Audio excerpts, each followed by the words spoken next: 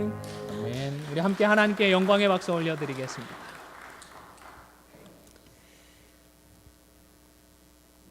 내가 일전에 텔레비전 프로에서 한국에 있을 때에 한 코미디언이 유럽 여행을 갔다가 겪은 일화를 들은 적이 있습니다. 이탈리아에 갔었는데 이탈리아도 프랑스 못지않게 음식이 유명하지 않습니까?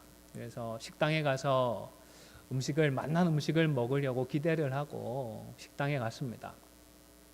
그런데 문제가 있었습니다. 항상 여행을 가면 막상 맛있는 걸 먹고 싶은데 메뉴판을 받아보면 이게 무슨 음식인지 무슨 말인지 알아보기가 어려운 것입니다. 이분도 한참 고민을 하다가 뭔지도 모르고 그냥 적당히 가격을 보고서는 웨이터에게 손가락으로 가르치면서 요거를 먹겠다라고 주문을 했습니다. 주문을 하고 어떤 음식이 나올까 기대를 하면서 기다리고 있었는데요. 그런데 10분, 20분, 30분 정도가 지나가는데도 음식이 나오지 않는 것입니다. 같이 갔던 일행이 참다 못해서 직원을 불러서 음식을 달라고 요청하려고 했는데 이분이 그래도 유럽 문화를 조금 더 알았는지 우리야 빨리빨리 먹는 게 익숙하지만 유럽 사람들은 식사를 천천히 느긋하게 한다니까 조금만 더 기다려보자고 만류를 했습니다. 그런데 조금 더 기다리다 보니까 그만 가게 닫을 시간이 되었다고 합니다. 그래서 더 이상 못 기다리고 주문을 한 지 시간이 이렇게 지났는데 왜 음식을 주지 않느냐며 말은 안 되니까 손짓 발짓을 다 해가면서 따지고 컴플레인을 했다고 합니다. 그러자 직원이 알아듣고는 설명을 해주었습니다. 그런데 한국말이 아니라 이탈리아 말이잖아요. 또 알아들을 수가 없었습니다. 그런데 딱 한 단어가 귀에 들어오더랍니다. 뷔페라는 단어는 알아들을 수 있었다고 합니다. 못 모르고 뷔페를 시켜놓고 이제 자기가 가서 실컷 떠다 먹으면 되는데 시간만 기다리다가 결국 제대로 음식을 먹지 못했다는 것입니다. 여러분, 오늘 종교개혁 주일로 지키고 있습니다. 종교개혁이 일어난 지 504주년입니다. 개신교 교회이고 개혁주의를 표방하는 우리 성도들이지만 정작 오직 성경, 오직 믿음, 오직 은혜의 이 기치를 정말로 우리 마음에 품고 살아가는지 의문이 드는 시대가 되어버렸습니다. 제2의 종교개혁이 필요하고 제3의 종교개혁이 필요하다는 이야기가 결코 남의 말 같지가 않습니다. 마치 모든 음식을 망라한 뷔페 식당처럼 하나님은 성경 말씀을 통하여서 우리에게 우리의 구원에 대한 충분한 계시를 주셨습니다. 그럼에도 불구하고 어찌된 일인지 이 뷔페를 제대로 찾아 먹지 못하는 것 같습니다. 똑같은 성경을 가지고 있지만 오직 성경, 오직 은혜, 오직 믿음과는 다른 것들을 이야기하는 경우들이 의외로 많기 때문입니다. 오늘은 오직 말씀, 오직 믿음, 오직 은혜의 신앙이 어떠한 신앙인지 그 전부를 우리가 확인할 수는 시간상 없겠지만 그 한 부분을 읽은 본문의 말씀을 중심으로 해서 상고하도록 하겠습니다. 첫 번째로 말씀을 드리고자 하는 것은 말씀을 우리가 즐겁게 듣는 것만으로는 보장되는 것이 없다라는 점입니다. 말씀에 우리의 생명을 걸어야 합니다. 말씀에 우리의 생을 거는 것이 말씀 중심의 신앙입니다. 35절에서 37절의 구절들을 보시면 특이하게도 예수님께서 서기관들을 먼저 공격을 하시는 드문 경우를 만나게 됩니다. 대부분의 경우는 어떻습니까? 바리새인들이나 사두개인들이 예수님을 비판합니다. 먼저 공격을 했습니다. 하지만 이번에는 예수님께서 성전에서 사람들을 가르치고 계실 때에 서기관들을 향하여서 그들이 가르치고 있었던 내용 중에 하나의 논리적인 허점을 먼저 지적하셨던 것입니다. 예수님 당시의 유대인들은 다윗의 후손 중에서 메시아가 올 것이라고 믿고 있었습니다. 그리고 이런 믿음은 결코 잘못된 믿음이라고 볼 수는 없었습니다. 하지만 그들이 나름 생각하고 이해했던 내용만으로는 충분히 설명하기 어려운 허점이 있었습니다. 서기관과 같은 사람은 이런 문제를 해결해주고 알려주어야 할 책임이 있었지만 침묵하고 있었습니다. 이성만으로는, 논리만으로는 설명해내기가 어려웠기 때문일 것입니다. 예수님은 시편 110편 1절의 말씀을 언급하셨습니다. 화면을 보시면서 비교를 해보시기를 바랍니다. 정말로 주님이라고 고백하는 부분이 두 분 등장을 합니다. 여호와가 계시고 내 주가 계십니다. 또 마가복음에서는 주께서 내 주에게 이르시되, 예수님은 아마도 헬라어 성경을 번역하시면서 여호와라는 히브리어 성경에 있었던 표현 대신에 주라고 번역되어 있는 단어를 말씀을 하셨던 것 같습니다.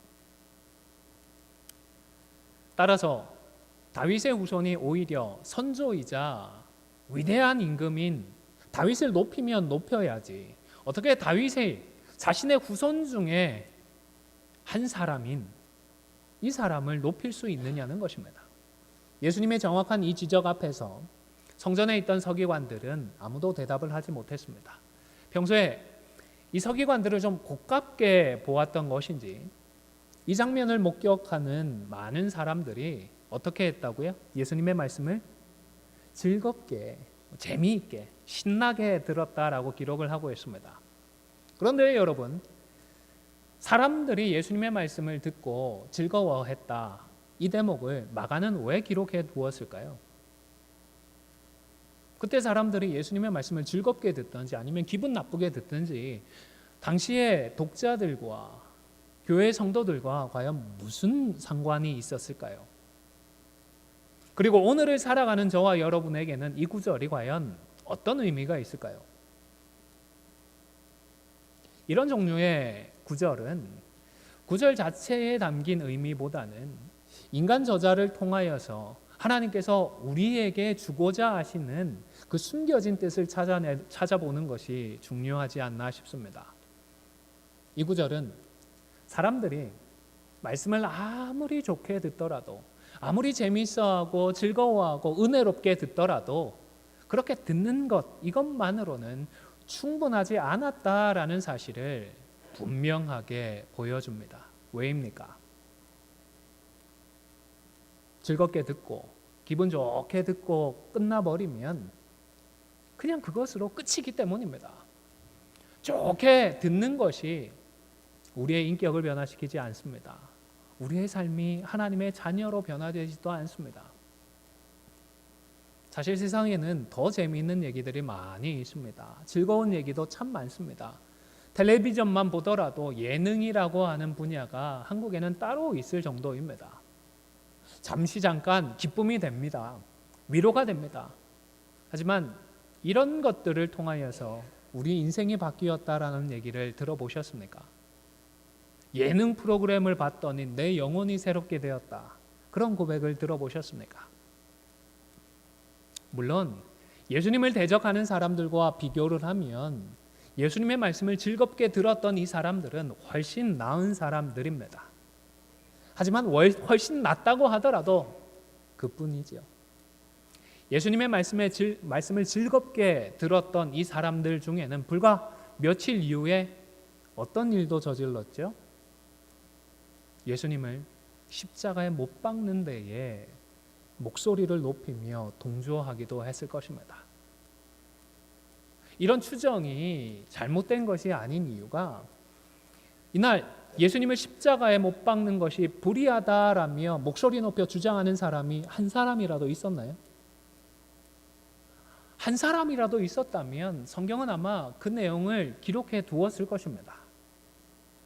기록하지 않았던 이유는 단 한 사람도, 단 한 명도 예수님을 십자가에 못 박는 것이 불의하다, 소리 높여 항거하지 않았다는 증거가 아닐까 생각합니다.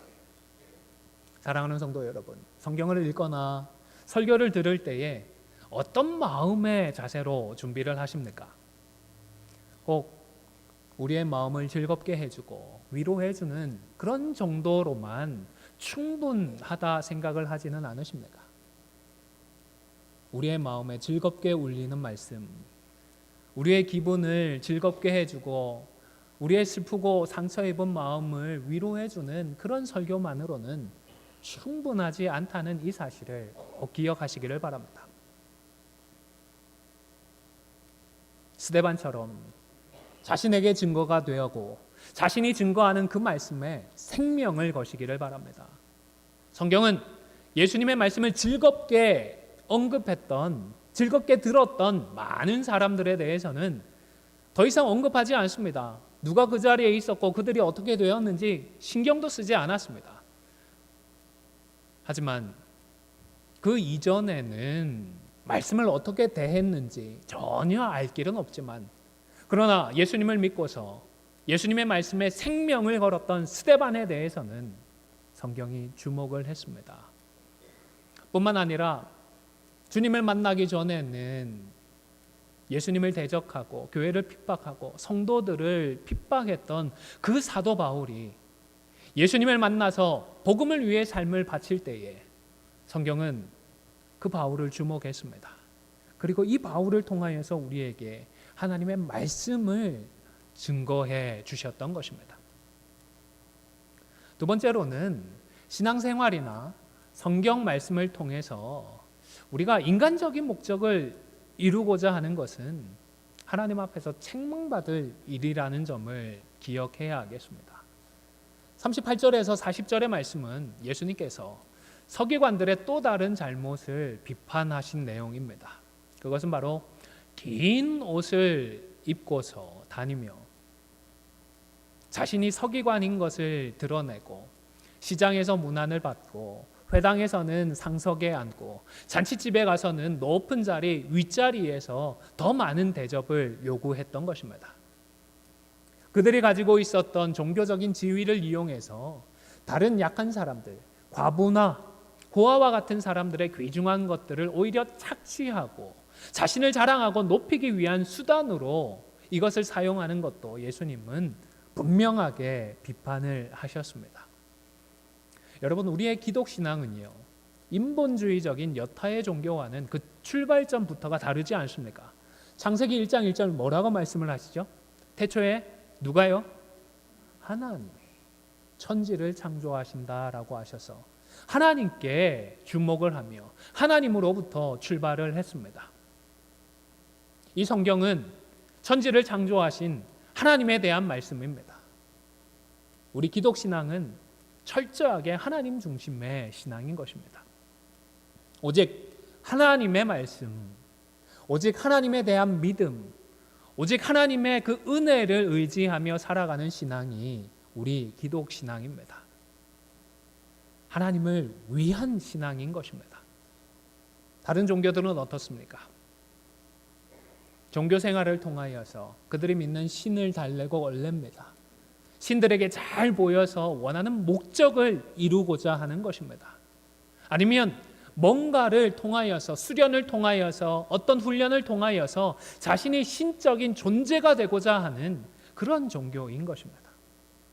그러나 우리는 다릅니다. 그런데 서기관들은 그들의 종교를 통하여서 하나님을 위하는 것이 아니라 그들의 인간적인 목적을 이루고자 했습니다. 긴 옷을 입는 것은 일종의 특권이었습니다. 제사장들의 그 옷이 길게 늘어지고 그 밑에 술까지 달려있는 그런 옷처럼 서기관들도 비슷한 옷을 입었던 것입니다. 남들과 당연히 구별이 되었습니다. 그러다 보니까 어디를 가든지 구별되고 확인이 되어서 인정을 받았던 것입니다. 물론 서기관이라는 직분과 관련된 일을 할 때에는 거기에 필요한 대우를 받을 필요는 있을 것입니다. 충분히 이것까지는 우리가 이해해 줄 수 있습니다. 하지만 시장에 장 보러 가는데, 아니면 잔치집에 가는데 왜 이런 옷을 입고 가야 했을까요? 자신의 사명이나 직분과는 다른 일을 위하여서, 자신의 유익을 위하여서 자신의 직분을 남용하고 악용을 했던 것입니다. 목사나 장로도 그 직분과 관련해서는 존중을 받아야 하겠습니다. 하지만 그 직분을 자신을 위해 남용하거나 악용하지 말아야 하는 것입니다. 직분은 결코 계급이나 훈장이 아닙니다. 하나님을 위하지 않는 직분자는 그래서 하나님께서 책망하십니다. 여러분 혹 이상한 목사를 만나거나 이상한 직분자 때문에 억울하고 원통한 일을 겪어보지는 않으셨습니까? 분명히 이 사람들이 잘못을 했는데 이 사람들에게 하나님께서 별다른 심판을 하지 않으시고 오히려 현실에서는 더 큰 소리만 치고 살아가는 그 현실에 분노하지는 않으십니까? 하나님 틀림없이 심판하십니다. 잊지 마십시오. 하나님께서 책망하십니다. 심판은 하나님께 맡기시고 원통해하고 불만을 표하고 분노할 그 시간에 혹 그러면서 내가 실수하지 않도록 우리 자신을 지켜나가시고 또한 내게 주신 직분을 나는 올바르게 사용하도록 이 직분을 사용하여서 나는 나의 이익을 구하지 않도록 조심하고 신중할 수 있기를 바랍니다. 예수님 당시의 서기관들은 사실 따로 월급은 받지 않았다고 합니다. 믿음이 좋은 유대인들이 기부를 하면 그 기부금에 의해서 생활을 했다고 합니다. 그런데 이런 상황을 남용하는 서기관들이 나타났던 것 같습니다.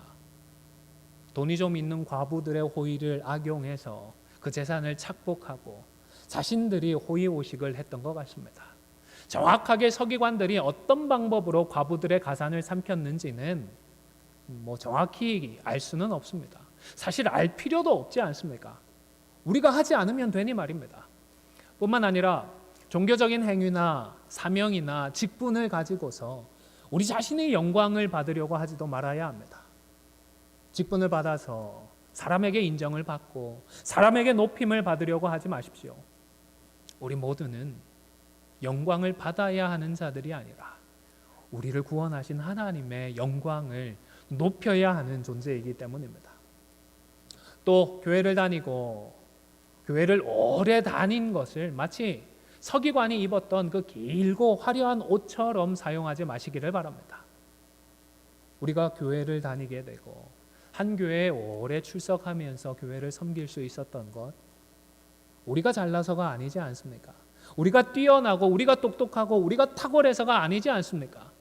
하나님의 은혜일 뿐입니다. 하나님의 은혜를 가지고서 자신의 유익을 구하는 배은망덕한 그런 사람이 되지 않도록 우리가 또 조심해야 하는 것입니다.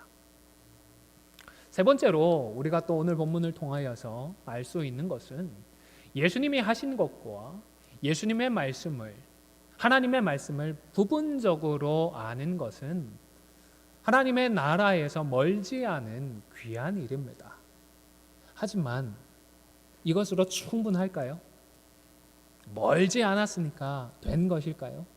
예수님께서 멀지 않았다 말씀을 해주신 이유가 어디에 있겠습니까? 이제는 더 가까이 나아가라고 주신 말씀이 아니겠습니까? 제대로 아는 자리, 더 가까운 자리로 나아가기 위해 계속해서 수고해야 하는 것입니다. 오직 이제는 말씀으로 살기 위하여서 힘쓰고 노력해야 하는 것입니다. 일전에 한 성도님께서 비록 노년에 예수님을 믿기 시작했지만 날마다 말씀을 읽고 묵상하시고 성경 노년의 필사까지 하셨던 아버지를 추억하시는 말씀을 들은 적이 있습니다. 오직 말씀으로 살아가는 참 좋은 모범이 아닐까 싶습니다. 28절에 보면 한 서기관이 예수님께 질문을 했습니다. 예수님께서 다른 사람들의 뼈 있는 질문을 지혜롭고도 올바르게 답해 주신 것을 알았기 때문인데요. 이 질문은 자신을 자랑하기 위한 것도 아니었고 예수님을 시험하기 위한 질문도 아니었습니다. 자신이 정말로 올바른 것인지를 예수님께 확인받기 위한 질문이었던 것 같습니다. 이 사람이 깨달았던 구약 성경의 핵심은 세 가지였습니다. 첫 번째는 한 분 하나님이 계시다는 사실입니다. 그리고 이 한 분 하나님을 마음을 다하고 지혜를 다하고 힘을 다하여 사랑해야 한다라는 것이고, 세 번째로는 이웃을 자신과 같이 사랑하는 것이 구약 성경의 핵심이라는 것입니다. 이 사람이 이해한 것은 예수님의 가르침과도 크게 다르지 않습니다. 다만 예수님은 하나님을 사랑할 때에 마음과 목숨과 뜻과 힘을 다하여서 하나님을 사랑하라고 하셨습니다. 마음이라는 단어는 중심부라는 뜻이 있습니다. 우리 존재의 중심, 핵심이라고 표현을 할 수 있습니다. 하나님은 우리의 삶의 작은 부분을 차지하는 정도로 여기지 말고 우리 중심에, 우리의 삶의 가장 핵심적인 곳에, 가장 중심되는 곳에 모시고 하나님을 사랑하라는 말씀인 것입니다. 두 번째로는 목숨을 다하여 사랑하라고 하셨습니다. 이 단어는 우리의 이 숨, 호흡이라는 뜻입니다. 중요한 일을 할 때에 종종 어떻게 하죠? 먼저 심호흡을 합니다. 힘을 쓰기 전에 어떻게 하죠? 심호흡을 하고 호흡을 가다듬습니다. 그래야 우리가 낼 수 있는 최고의 힘을 발휘할 수 있기 때문일 것 같습니다. 여러분, 우리가 하나님을 사랑할 때에 적당히 사랑해서 될까요? 하나님께서 저와 여러분을 사랑하실 때에 적당히 사랑하셨던가요? 아니지 않습니까? 이제 한번 좀 사랑해 볼까? 이런 마음은 가당치 않은 것입니다. 우리의 목숨을 걸고서 하나님을 사랑해야 하는 것입니다. 세 번째로는 뜻을 다해서 사랑하라고 하셨습니다. 여기서 뜻이라는 단어는 생각을 의미하는데요. 특별히 깊은 사고, 깊은 생각을 의미합니다. 그저 말씀을 기계적으로 달달 외우고 교리를 신앙의 공식처럼 다 기억한다고 해서 그것이 정말로 하나님을 사랑하는 것은 아니라는 것입니다. 하나님과 하나님의 말씀을 깊이 이해해야 합니다. 물론 이것이 우리의 이성이나 우리의 지혜만으로는 결코 가능한 일이 아닙니다. 언제나 하나님을 사랑하기 위해서 우리는 기도해야 합니다. 성령의 충만하심을 구해야 합니다. 그리고 내가 좀 오해하고 잘못 생각할 수 있다는 사실을 언제나 인정을 해야 합니다. 그래서 하나님께서 깨닫게 해주시면 깨닫게 해주시는 그 순간에 계속 고집을 피우는 것이 아니라 곧바로 돌이킬 수 있어야 합니다. 뿐만 아니라 훈련도 필요합니다. 예수님의 복음으로 새롭게 되어진 우리의 이성을 이제는 성령님의 그 조명 아래에서 잘 사용할 수 있도록 우리의 마음을, 우리의 생각을, 우리의 이성을 훈련시켜 가야 하는 것입니다. 네 번째로는 힘을 다하여 사랑하라고 하셨는데 이 단어는 말 그대로 힘입니다. 특별히 한 책에 보니까 우리의 의지와 관련해서 이 단어를 사용한 것 같다라고 추측을 했는데 저도 10분 공감이 되었습니다. 하나님을 사랑하고 하나님의 말씀대로 살아가기 위해서 우리가 가진 모든 의지의 힘까지도 총동원할 필요가 있습니다. 왜입니까? 하나님의 뜻이 이해되지 않는 순간들도 있기 때문입니다. 하나님의 말씀을 이해하지만 감정적으로 휘둘려서 어떻게 하기 힘든 순간들이 있기 때문입니다. 그래서 차분하게 말씀을 따를 수 없는 순간이 된다 하더라도 우리의 의지의 모든 힘을 동원해서 버티며 하나님을 사랑해야 하는 것입니다. 그런데 말로만 사랑하라고 하거나 또 말로만 사랑한다고 해서 정말로 사랑할 수 있는 것은 아니지 않습니까? 모르면 사랑할 수 없기 때문입니다. 우리 어머니들이 자녀들을 다른 그 누구보다 사랑하십니다. 우리 자녀들을 우리 어머니들이 그렇게 사랑할 수 있는 이유는 무엇이겠습니까? 제일 잘 아시지 않습니까? 다른 사람은 몰라도 내 자식은 내가 제일 잘하기 때문이 아니겠습니까? 오직 성경, 오직 믿음, 오직 은혜는 그저 기독교 교리를 잘 알고 교리를 따르면서 살아가는 그런 삶이 아닙니다. 말씀을 통하여서 하나님을 바로 아는 것입니다. 알게 된 하나님을 사랑하는 것입니다. 사랑하는 하나님과 날마다 친밀한 교제를 누리면서 살아가는 삶인 것입니다. 하나님을 사랑하고 교제하면서 살아가는 실제적인 삶, 실존적인 삶이 말씀과 믿음과 은혜 중심의 삶인 것입니다. 오늘 우리가 읽지는 않았지만 12장 24절에 보시면 예수님께서 아주 중요한 말씀을 한 가지 하셨습니다. 화면을 보면서 함께 읽도록 하겠습니다. 시작. 예수께서 이르시되 너희가 성경도 하나님의 능력도 알지 못함으로 오해함이 아니냐. 이 구절 앞에는 사두개인들이 한 가지 질문을 했었는데요. 이 질문에 대한 예수님의 답이 24절의 말씀입니다. 사두개인이라 함은 제사장들을 중심으로 한 유대인들의 집단인데요. 이들은 율법을 참 잘 알았던 사람입니다. 하지만 예수님은 율법은 잘 알고 있을지 몰라도 성경도 모르고 하나님의 능력도 모른다라고 말씀을 하셨습니다. 그래서 말씀을, 하나님의 뜻을, 하나님의 마음을 오해하고 있었다라고 분석을 하셨던 것입니다. 여러분 꼭 기억하십시오. 인간의 논리만으로는 하나님과 하나님의 말씀을 올바르게 알 수 없습니다. 물론 논리적으로는 신적인 존재 혹은 초월적인 존재를 인정할 수밖에 없습니다. 모든 것에는 원인이 있기 때문입니다. 그 원인을 거슬러 올라가면 초월적인 존재를 논리적으로는 인정할 수밖에 없습니다. 그러나 인간의 논리만으로는 이 제일 처음의 원인자가 성경에서 말씀하시는 하나님, 세상을 창조하신 그 하나님이라는 사실을 입증할 도리가 없습니다. 오직 하나님의 은혜로 성경 말씀이 하나님의 말씀이라는 사실이 믿어지는 사람에게 삼위일체의 이 하나님이 믿어지는 것입니다. 은혜로 믿어지게 되면 그 후로는 우리가 성경을 알고 하나님의 능력과 하나님을 알아가면 알아갈수록 오해할 일이 줄어드는 것입니다. 하나님을 더 많이 알고 하나님의 뜻을 더 풍성하게 이해할수록 우리는 더 사랑할 수 있는 것입니다. 우리의 마음과 뜻과 목숨과 힘을 다하여서 하나님을 사랑하고 이웃들까지도 우리 자신처럼 사랑할 수가 있습니다. 물론 잘 안다고 해서 다 하나님을 사랑하는 것은 결코 아닙니다. 야고보서 2장 19절에 야고보 사도는 이렇게 말씀을 했습니다.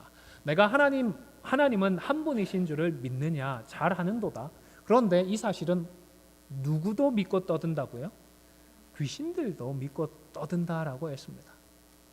아마도 사단마귀는 우리가 하나님을 아는 것보다 하나님에 관해서는 더 많이 알 것입니다. 하지만 그들은 하나님을 결코 사랑하지 않습니다. 계시록을 보십시오. 얼마나 철저하게 하나님을 대적하는지 우리가 잘 알 수 있습니다.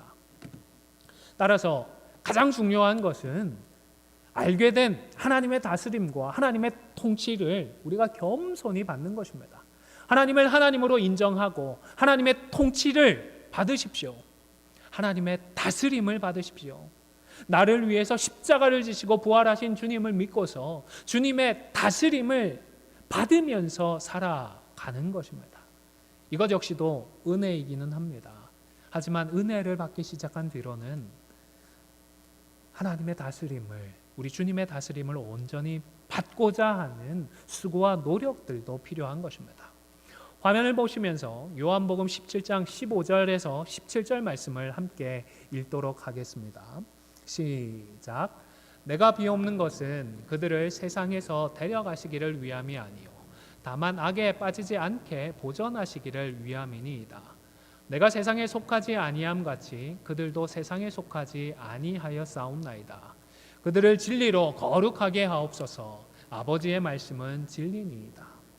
요한복음 17장 이 전체는 예수님께서 하셨던 기도의 내용을 기록한 것입니다. 요한이 직접 들었던 내용을 정리를 했겠지요. 예수님은 이때에 하나님께서 우리를 이 땅에서 천국으로 데려가 주시기를 기도하지 않으셨습니다. 대신에 어떻게 기도하셨죠? 15절에 보시면 다만 악에 빠지지 않게 보존해 주실 것을 기도하셨던 것입니다. 우리 믿는 자들에게 이 세상을 떠나서 천국 가는 것 중요한 일이지만 이 땅에서 악에 빠지지 않는 것도 참 중요한 것입니다. 예수님이 이것을 위해서 기도해 주셨기 때문입니다. 그리고 이 땅에서 악에 빠지지 않는 것은 하나님의 말씀을 따르는 삶이기도 합니다. 인간들의 삶에는 두 가지 삶밖에 없습니다. 악한 삶을 살아가는 삶이 있고 하나님을 따르는 의로운 삶, 이 두 가지뿐입니다. 장차 주님 다시 오셨을 때에 심판을 받는 쪽도 아니고 구원을 받지도 않는 중간에 있는 사람은 아무도 없기 때문입니다. 결국 예수님의 이 기도는 오직 말씀의 신앙으로 말씀을 배우고 익히면서 하나님의 말씀에 따라 살아가게 해달라고 제자들을 위하여서 그리고 저와 여러분을 위하여서 기도해 주시는 기도의 내용인 것입니다. 서두에서 소개했던 그 일화와 비슷한 이야기로 오늘 말씀을 마무리하고자 합니다. 한 책에 보니까요, 1800년대 말에 아메리칸 드림을 꿈꾸면서 고향 스코틀랜드를 떠났던 한 남자의 일화를 소개했습니다. 고향에서 열심히 허리띠를 졸라매고 일을 하면서 미국으로 가는 배표를 샀습니다. 배표가 비싸다 보니까 가지고 있는 거의 모든 돈을 다 사용을 했고 이제 미국에서 새롭게 출발하기 위한 약간의 돈만 남아 있었습니다. 그래서 배를 타고 대서양을 건너는 그 기간 동안에는 제대로 된 음식을 먹기가 힘들었습니다.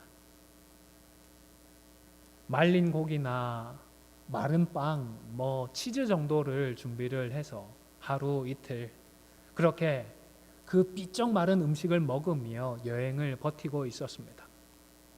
다른 손님들은 고급스러운 옷을 차려입고서 여러 코스로 나오는 음식을 식당에서 먹었었는데요. 그것을 그저 바라만 볼 수밖에 없었다고 합니다. 바다 위에서의 마지막 날이 되었습니다. 사람들이 드디어 웅성거리기 시작합니다. 저 멀리 뉴욕이 눈에 들어왔기 때문입니다. 그때 이 사람은 갑판에서 승무원과 이야기를 나누게 되었습니다. 승무원이 이번 여행 어땠느냐 물었습니다. 당연히 그는 평생의 꿈을 이루기 위해서 미국으로 가고 있기 때문에 너무 흥분이 되고 좋다라고 대답을 했습니다. 다만 돈이 부족해서 정말 맛있어 보이는 그 음식들을 한 번도 먹지 못하고 이렇게 배에서 내리게 되는 것이 아쉽다라는 이야기를 했습니다. 이 이야기를 듣고 승무원이 깜짝 놀랐습니다. 그리고는 배표를 보여달라고 했는데 배표를 보고는 머리를 흔들며 이야기를 했습니다. 승객님도 다른 승객들처럼 모든 식사를 다 할 수 있었습니다. 아마도 실제로 있었던 일이겠죠. 뱃삭 안에 식대까지 다 포함이 되어 있었는데 그것을 몰랐던 것입니다. 사랑하는 성도 여러분, 하나님의 말씀을, 우리 하나님을 무엇보다 잘 알아가시기를 바랍니다. 하지만 여러분, 잘 아는 것만으로는 충분하지 않습니다. 배를 타면 미국으로 가서 자신의 평생의 꿈을 실현시킬 수 있다는 사실을 알더라도 막상 돈을 내고 배표를 사지 않으면, 배에 타지 않으면 미국에 갈 수 없지 않습니까? 성경을 통하여서 자신을 알려주시는 그 하나님의 주권을 인정하십시오. 하나님이 주권자이시고 하나님의 우리를 사랑하신다 알고 있는 그 수준이 아니라 우리를 사랑하시는 하나님, 우리를 구원하시는 하나님을 주권자로 인정하시고 그분의 다스림을 매일의 삶에서 받아가시기를 바랍니다. 아무쪼록 오직 성경, 오직 믿음, 오직 은혜의 이 기치만을 알고 있는 것이 아니라 성경대로 참된 믿음과 하나님의 은혜와 사랑을 알고서 왕으로서 우리와 영원토록 함께 하시는 하나님께 모든 것을 내어드리고 이 땅에서부터 장차 영원까지 우리 하나님과 동행하는 저와 여러분이 다 되시기를 주님의 이름으로 축원을 드립니다.